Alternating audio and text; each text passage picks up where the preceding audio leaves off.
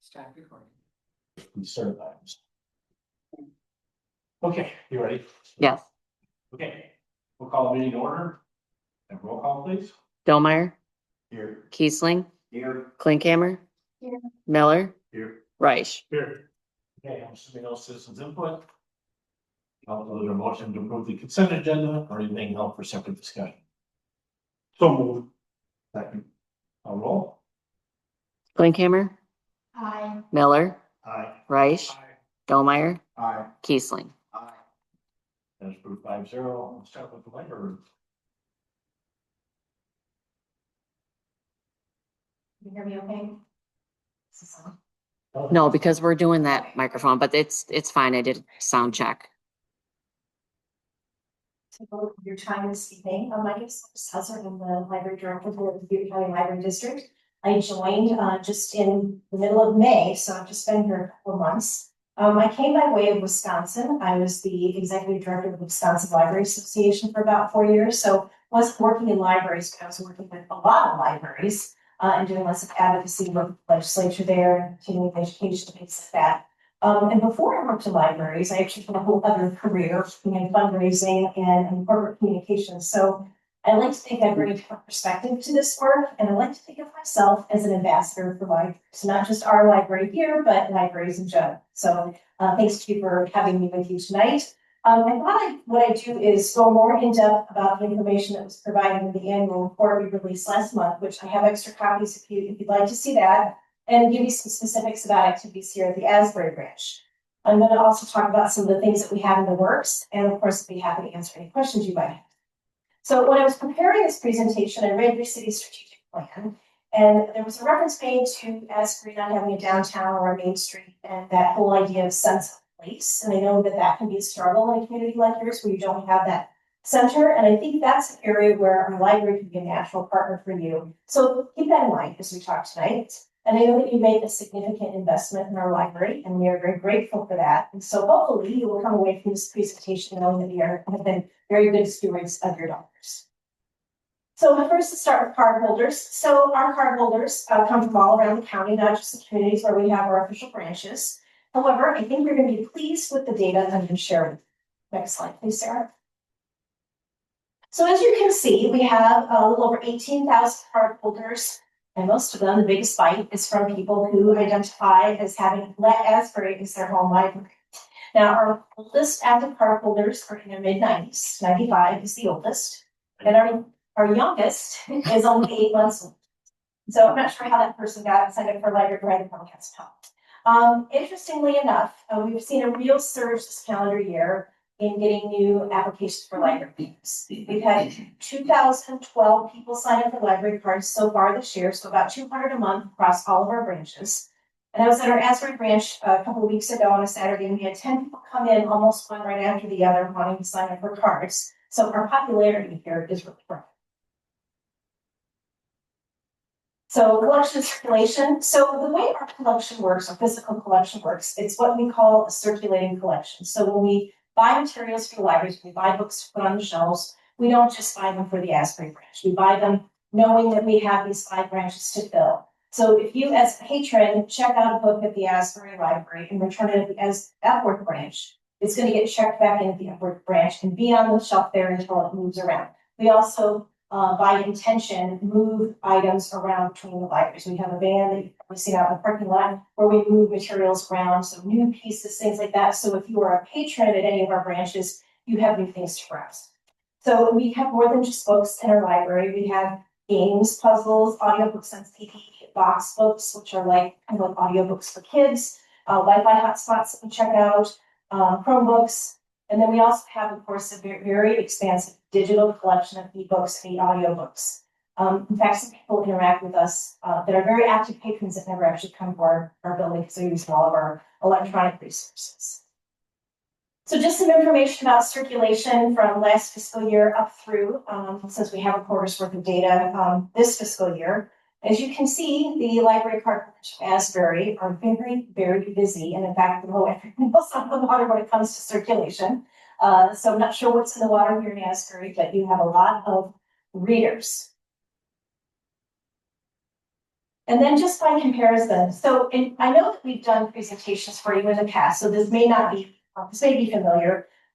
There's 544 public libraries in Iowa besides codes that are based on their population. So if you had your own standalone library, according to the State Library of Iowa and your population size, you would be what's called a size B library. So what I've done here is taken some data, the most recent information I have from the state libraries from FY24, so it's not perfect, but it gives you a sense of your collection that is right here on the shelf, checked in at the Asbury Library today. It's just a snapshot in time.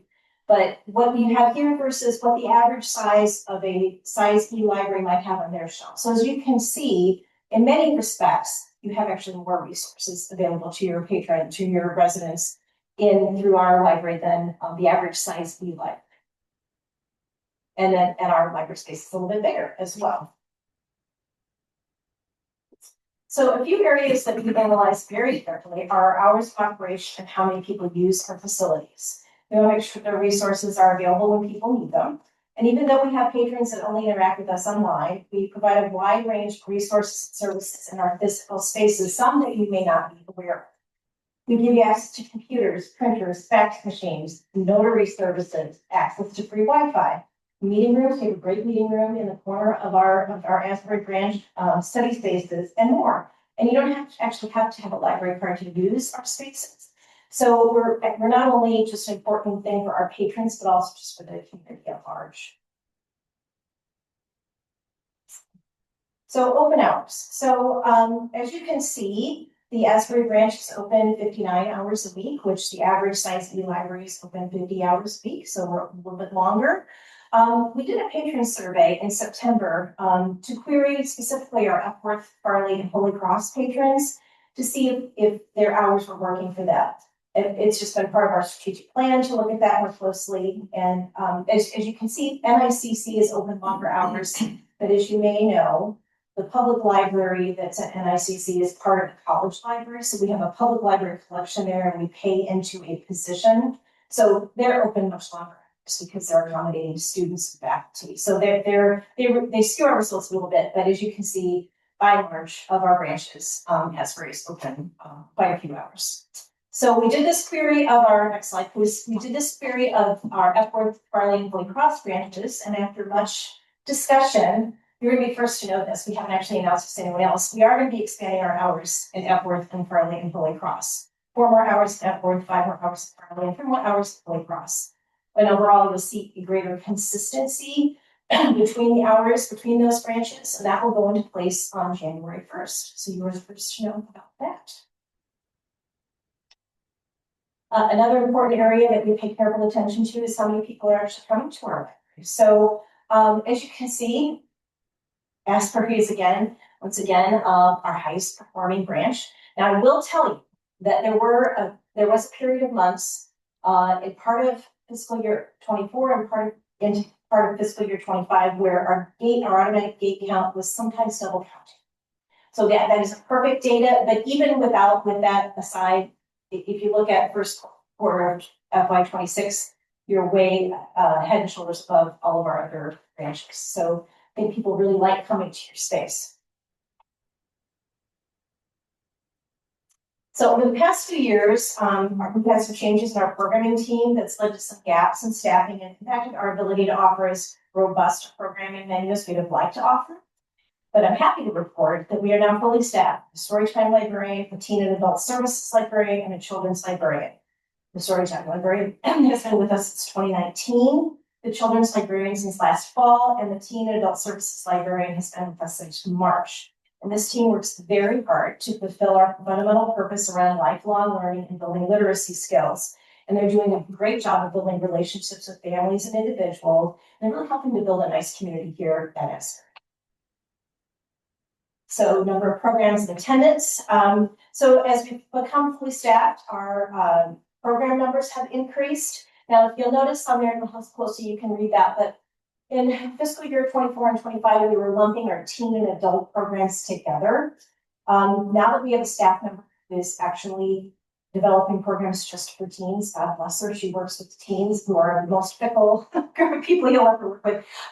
We are now, if you go to the next slide, you'll see that for our first quarter of 26, we actually pulled out teen programs on their own. So we can look at that data separately. So this next fiscal year will be interesting to see how we grow our programming for that population. And speaking of building community in Asbury, I did want to share just a quick story. So we had a program here last night, and it was promoted for adults and teens. It was a craft program. We had 24 attendees, which is good for a Monday night in the middle of October. 3 of them were couples who were on a date. An affordable date option, I guess. So maybe we're not only building community at love in Asbury, I don't know.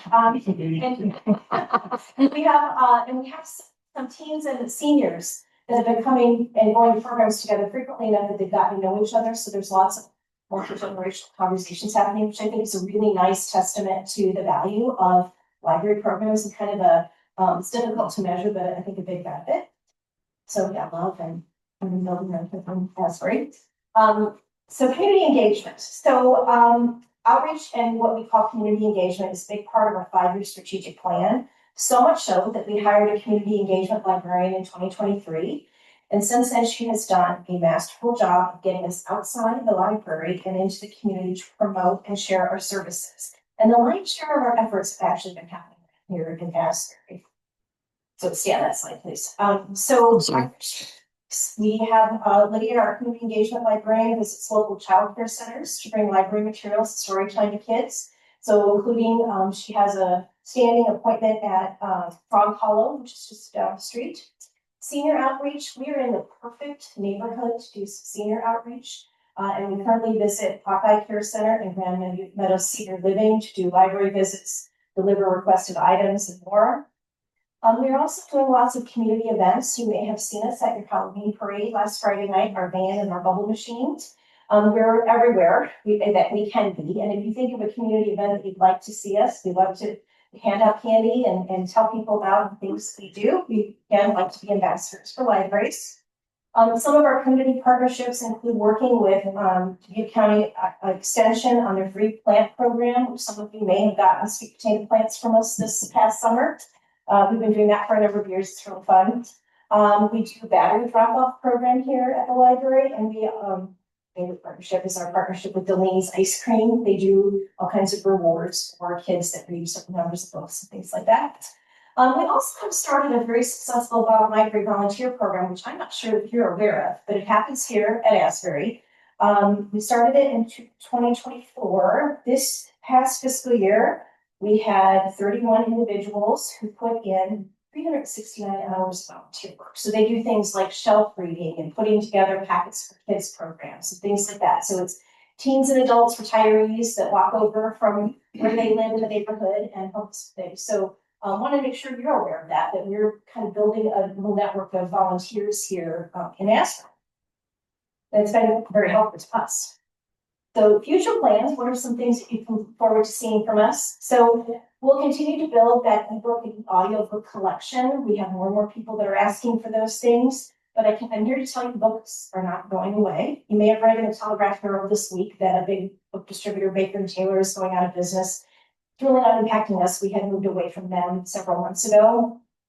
But book sales and people checking out books from the library is not ebbing by any stretch of the imagination, but we are getting more and more requests for those digital materials. Education kits. So one of the things that parents are really asking for are kind of screen-free sorts of activities.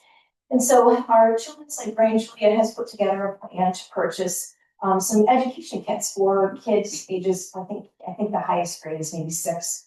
And there's math things, there's handwriting things, and they put them together in a bag. So you check out the whole bag, take it home. You can do some kind of learning extension at home. So in that way, we're supporting what they're learning at school or if they're homeschooled. And it's a low-tech way to help work with the community. Other low-tech items that we really have seen popularity and so we'll keep buying are games, puzzles.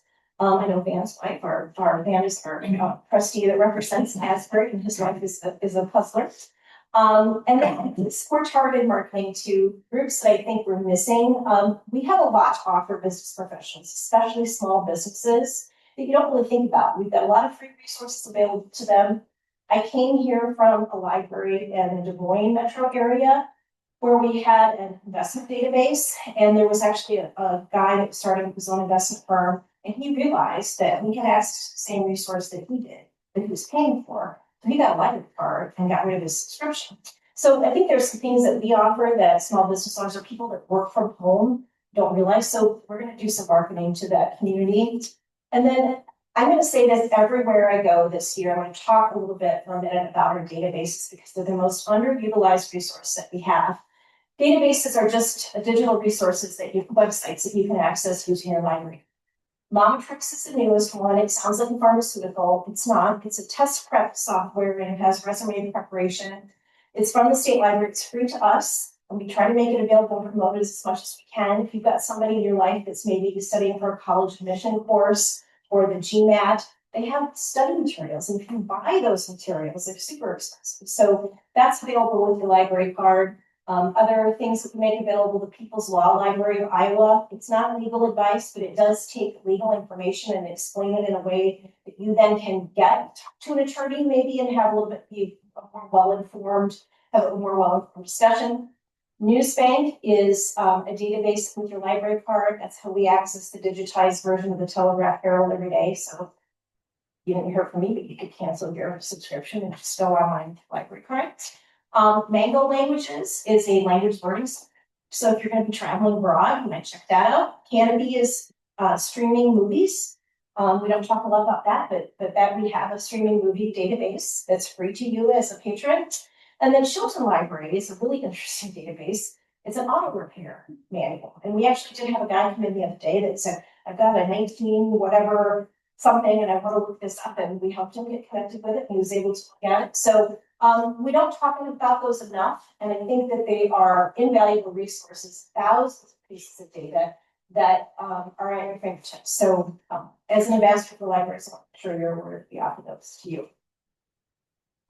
So other future plans around the programming. So we did, as I said, a survey in September. We wanted to know about the hours, but we asked about the questions, of course, as well. And what people told us is that they want to see more specific programs for teens, for young adults, and especially for seniors, and especially for senior men. Apparently, there's a lot of wives there that have retired husbands that they need to get out of the house. So we'll be looking into that. We'll also be doing a book club for kids after the first of the year. So about fourth grade reading level. We have a subscription to a movie licensing database where we can show documentaries and films and not worry about copyright issues. So we've started showing once a month movies and documentaries. So we're showing Sabrina in November with Humphrey Bogart, and we're showing the Mr. Rogers documentary. And so there's just some really cool things. We're offering to come for free date night. We should be telling those 3 couples that came the other night about that. Dubuque County Reads is something that we do. This will be the 3rd year in partnership with a couple of other libraries in the Dubuque County area. We pick a book and then we encourage everybody in Dubuque County to read the same book. We do some programming around it. We bring the author into the area. So watch for more information about that after the first of the year. Reading Challenge. So as you know, every summer we do a summer reading program where we encourage kids to keep track of the books that they're reading, and adults participate as well. We have just purchased a product called Beanstack, which is an online app. It's a reading challenge platform. So it's going to be our way to keep the momentum going over the summer reading into, we're going to do a winter reading program. We could do an Asbury reading program at the city council. So more of that to come. And then with services, as I said, we're going to be expanding the hours at Epworth, Barling, Cross. We're still in the exploration phase, but we think that there's some homebound residents that might be looking for services from their library and they can't get to us. So what could that look like? So that's something that we're looking into. And then of course, always looking for more opportunities for outreach and partnerships. So hopefully that has given you a sense of how your investment is being used. And so I just wanted to provide just a snapshot. I think you've seen this kind of data in previous presentations. So just to give you a sense, so this fiscal year, your per capita rate is $37.50. If you look at, and unfortunately, the state library only has access to FY24 data, but if you look to see what other size E communities are paying in for their library, you can see that you're, I think, getting a good value for your investment. We are in the process of planning the FY 27 budget, so I can't give you a number yet. But we are projecting that we will be asking for less than what we've asked for, this past fiscal. Any questions for me? I feel like I've thrown a ton of them. I have a quick question. Kind of ties into the revenue. Do you get any funding from the state or federal?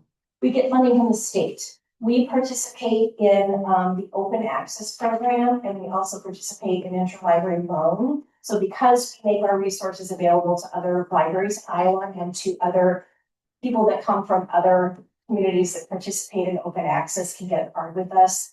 We are part of a program. It's called Enrich Iowa, and we get some funding. The only reason I asked that is in the annual report that we got a copy of, I didn't see the source of revenue on finance. So what I was looking for is, and then my question along those lines, is any of that state revenue in jeopardy? Because I was trying to figure out how big a chunk it is. Because if the state goes away, then that potentially comes back to the cities. So I just didn't know how much you're. So I think we've been getting about $20,000 from Enrich Iowa every year, and because it's state money, we kind of use it for things that, maybe we wouldn't purchase otherwise. So, we're gonna use it to purchase our Bean Staff subscription. We're gonna look at, maybe there's some, there might be some, those, education kits, we might use it, put it towards that, things like that. So that's about what we've been getting. We don't get it. Okay, I'm just curious because you never know. Well, you never know, right? Whether it's Jeopardy or not, I'd say. And then I did have one second question. Is there any, what relationship does the county library have with, Carnegie Carnegie Library? Stone. Yeah, We have a very good partnership with Carnegie Stout. So, as a Carnegie Stout patron, if you live in Asbury, drive all the way downtown to get your materials. They actually deliver materials here and you can pick them up here. that's great. We interchange with library cards with them all the time. So if you're a Carnegie patron, you can use your library card here, or we'll give you a county library card very easily. We can get into their system. We use similar systems, so we can go back and forth that way. We also partner with them on what's called the agency. There's Carnegie Stout, Dubuque County, Cascade, and Dyersville have been partnering for 20-some years. And we work with some of those unincorporated communities that don't have a library, and we offer them library services, and they pay an amount of money, and we just split it among us, and they can use their card at any of our libraries. And we work with them on the Dubuque County Reads, that program, and things like that. Yeah, I just want to say thank you so much for being a great voice to this community. It is appreciated, and I do talk to people that love the library. I constantly. Well, the numbers show. Yeah, coming in and out, especially the children's. Yeah. And on a personal note, I want to say the staff is exceptional. Thank you. They are very helpful and very kind. So just thank you very much for Well, thank you all for giving us such a great festival. Yeah, I have that, so if you try to park around here on Friday morning, forget it. I mean, that's an example of the programs. Yeah, Tai Chi, Libraries, Chick yoga Charity. is on this morning. Yeah, he's always hanging outside. No, but no, it's one of many examples that this building, we wouldn't have programs. Yeah. Like there's 2 or 3 council members that supported this building at the time. It'll be your legacy and come around with someone and see how the kids run around. This is really, it's a tribute to the. Well, as you plans, you think of things that you have going on, always remember that we're going to be a partner with you. And we love to help support your community in any way that we can. So, and thank you for lending us Dan Wagner as your representative. Any other questions? No. Thank you. Thank you. Thanks, Laura. And she did say before the meeting, if we get done by 8 o'clock, we can go get our lunch at the library. And she also said it's going down next year. Okay, I'll look that down. We won't hope for that, but Thank you very much. Thank you. all right. We'll move on. The first thing is resolution 131 of 2025. Resolution will be changed on file for the 2025 asphalt overlay contract. And Dave, if you want to speak to, all three. Yeah, I can just run, yes. I'll just run down the list and go through everything, and then if there's questions after, try to be quick. It sounds like you're main factor, so. The first time, well, I guess just kind of to update the project, everything is done. We kind of waited a little while to come close things out because there's a few punch list things that need to be taken care of, and actually River City Paving was the town to do the last thing on the list, today over at the Alt House Trail around the pond. There was a section that initially got paved a little thin, they had to come back and take some out and put a new patch in. So they took care of that today. With that said, the change order final on this project is the one and only change order, primarily due to two items. There was a washout after the project was bid, but before construction over on the Forest Hills Trail. There was a culvert that had to be replaced. And then a new section of concrete with that culvert poured as well. That was a little over $6,000 going towards this change order. And then also on Asbury Road, there was a section where we ended up needing to go full depth patch in the area, just with the thickness of the existing pavement and replacing curb with that as well. So that was another decent sized portion of this dollar amount. The rest was due to some quantity balances up and down for the overall quantity of the project. The final change order does come to a project increase of $30,936.05. And then jumping to the pay request, it's the one and only payout for the project, accounting for the change order and then all the items of the project.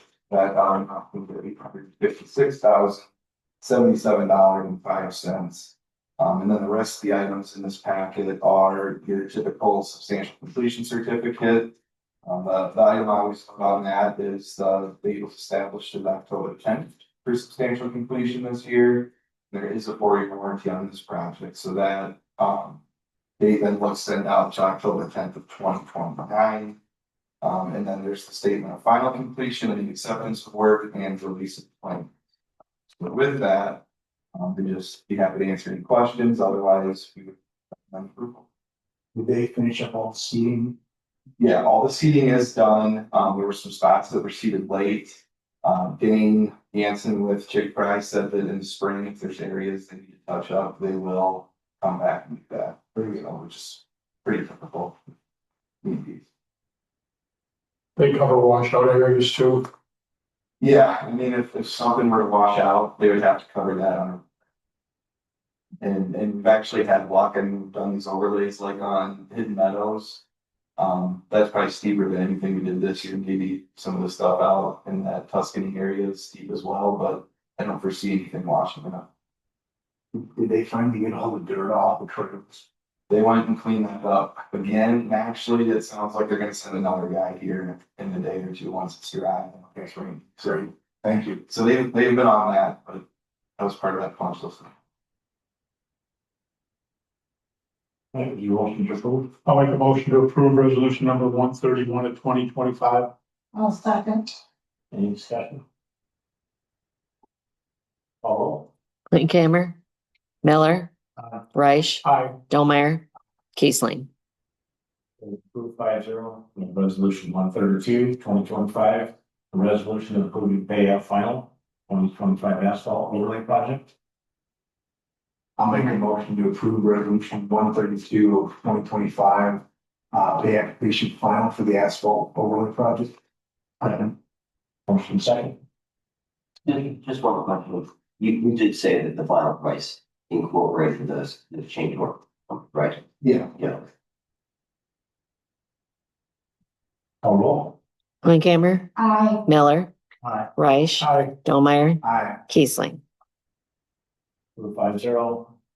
Final resolution 133, 2025. Resolution approving the certificate of substantial completion, statement of final completion, release of claims, as well as acceptance of work for the 2025 asphalt overlay project. I'll make a motion to approve resolution number 133-2025. Second. Final comments? Call roll. Linkhammer, Aye. Miller, Aye. Reich, Aye. Dolmeyer, Aye. Kiesling. Approved 5-0. Thank you, Nate. Report of Stormwater Committee. Motion to accept. So moved. Second. Comments? All in favor? Opposed? All right, I was honored to be able to attend the governor's small business roundtable held last week in Yasta. It was interesting to sit there as a small business owner and also as a council member and hear kind of some of the things that they're talking about, what the state wants in their ideas for increasing efficiencies and helping to reduce spending. I had a little time with her after the fact, and I kind of said, we're doing these things. City of Asbury's been actively doing this. We've been actively keeping our property taxes at decent rates, having large increases in them. We will have to see where it goes. I guess a lot of things involved what's the property taxes and how that will play out and this along with how that money is divided up in schools systems. So we will have to see what happens, but they're coming up with ideas, but we're already there. So I would like to commend us as a city for what we have been able to do. And the last thing would be, thanks to the Asbury Civic and Rec Committee, for their hard work on making and to the police department and the city employees for making the Halloween parade work. If the smile on the faces of those kids was any measure of what they thought of the event, it was a success. What the rest of it? Yeah, to echo what Craig said, I've been kind of listening to what the governor has to say about the vax and everything like that, and all the changes they're proposing, so, hang on. It's gonna be challenging, to say the least. I just want to echo what Craig said, also Halloween parade was awesome this year. They did a great job. I believe it was bigger and better. And on another note, I see that the staff is writing some comments on Facebook, answering some questions about the courtyard. I want to say good job. Well, I want to wish everybody luck next week in the election. And we'll see where we go from there, but it's always interesting. Could have 3 new faces, could have 2, could have 1, could have none, so. Keep that in mind, and then I also want to know if does Karen have to pay the tickets to go to the library for the couples thing? I don't know, I'll ask her. But I just wanted Wanted to to take on me, by the way. thank you.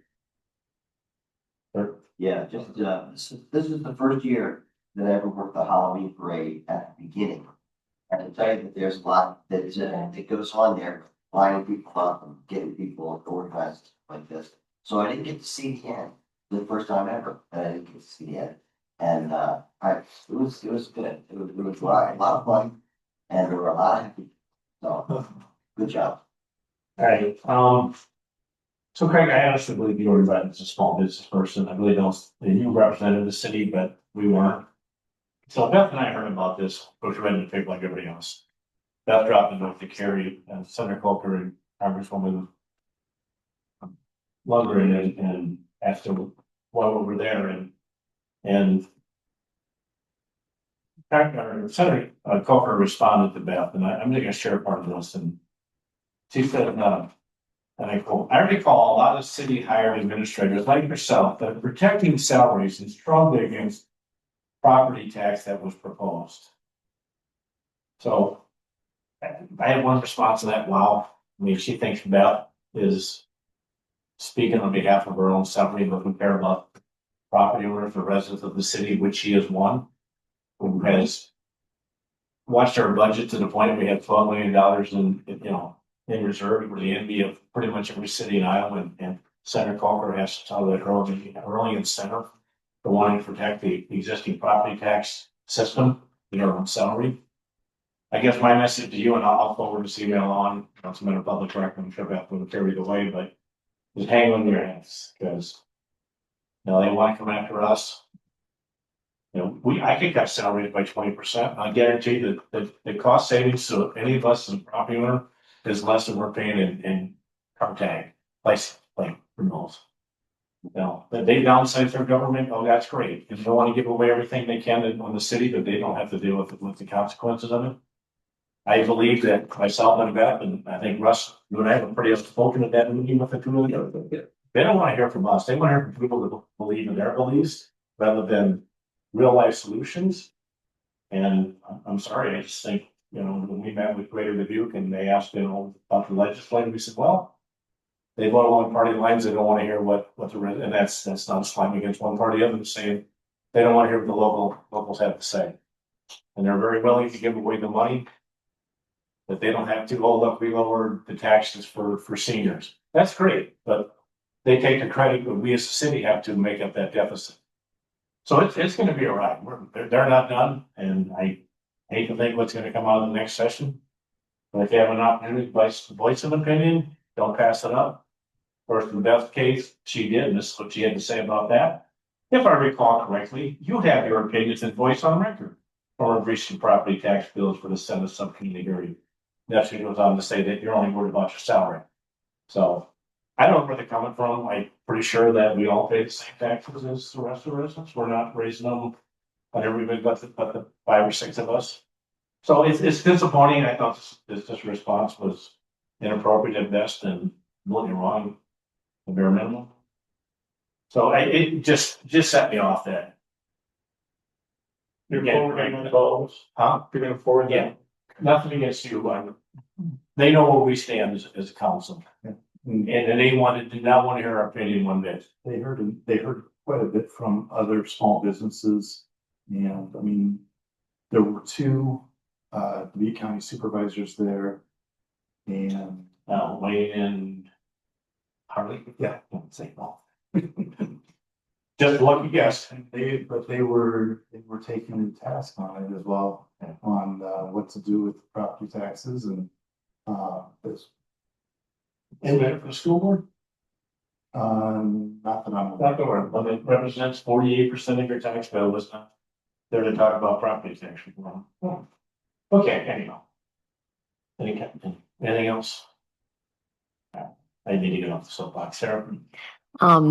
Before the next meeting, we're gonna be going to Diligent, which is board docs. It's called Diligent Community. I'm gonna be trying to set that up this week and send you welcome emails. And I have some screenshots on how to go through and it's very easy. But there is videos if you want to watch a couple how-to videos. And those will also be when you open your screen and you accept the email to become a member, and you'll click on the link. So just be kind of looking for that. But if you have specific questions, just call me. But it's really easy to get around it. I think you're gonna like it. Okay. Yeah. Right, welcome to adjourn. So. I'll second that motion, Jim. Have a second. On favor? Aye. Alright. Opposed? Okay. I won't be bleaching, yeah, maybe forever. Thanks.